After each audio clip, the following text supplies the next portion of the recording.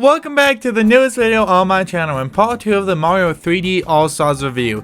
And this time, it's time to get wet with Mario, but instead of getting this video banned for naughty images, we are just going to look at Mario Sunshine. And right off the bat, this game looks and feels way better on the Switch.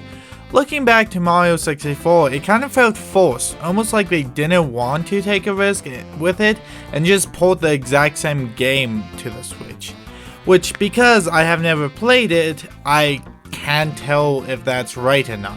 However, with Sunshine, it feels like this is meant to be on the Switch. Besides all of that, you guys might be wondering what I actually think of the game. Well, I am loving it. I am not sure why, but I am having such a blast with this game. I love the style, and using FLUDD actually feels really good. Sometimes when I am using the jetpack version, I don't know where I'm going to land, but I found myself quickly getting used to this. So like previous 3D Mario games, you have one stage with a bunch of objectives on them. Sunshine did feel a bit more limiting, like you couldn't do other stars when going for a specific one, but I find this okay, and never really missed it, so moving on. Unlike other 3D Marios though, this does technically have another type of stage. The first one using the FLUDD and going after an objective like fighting a boss or finding a star somewhere, and the second one is when Bowser Jr. aka Shadow Mario steals the FLUDD and you go old school and use your platforming skills to get the star. Which, talking about them, I really like how they look in this game. They just add something to them that really makes them stand out and pop a little more.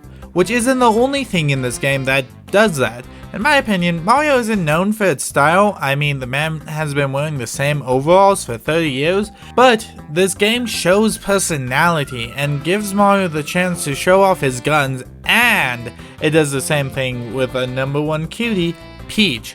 Just look at those cannons. Nice. Anyway, moving on from my fantasy, we start getting into the gameplay, and yes, I'm gonna describe it in the highest level of detail. You can jump, flip jump, walk, and grab stuff as Mario. But with the FLUDD, you can spray stuff while moving, stay still and spray stuff, or use a jetpack to hover. And that's all. There are other versions of the FLUDD you can get, but I haven't really used any because I haven't played enough of this game. So, going on into the story, so far we don't have one. Okay, we do. So we start off with Mario in a helicopter getting taken to prison, but then he escapes and is chased by a samurai while riding a piece of metal to some sweet music, and we find out our hero is getting confused for a shadow. And wait, I'm sorry, that's the plot to Sonic.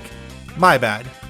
Okay, so we start off with Peach and Mario on a plane, and when they land, Mario gets arrested because they think he is Shadow Mario, and he is off to clear his name. There we go. Sorry, I don't know how I got those two confused. However, the story hasn't really come in play at all, except the one time I had to chase down Junior for about 5 minutes to get Peach back. To be fair, I did mainly do the first world and then a couple levels and the other ones that I unlocked for getting more stars. I do really like the level designs though, they feel way more in line with this game and not just some random things. And the main reason I say that is because they're tropical, and that's it. Oh, they also flooded these with weird people creature things that I still have no idea what they are. The big different level we get are the ones without the FLUDD. They make me think of Mario 64 because of the bricks and the colors, and they make me think of Mario Galaxy because I am a little too floaty in them.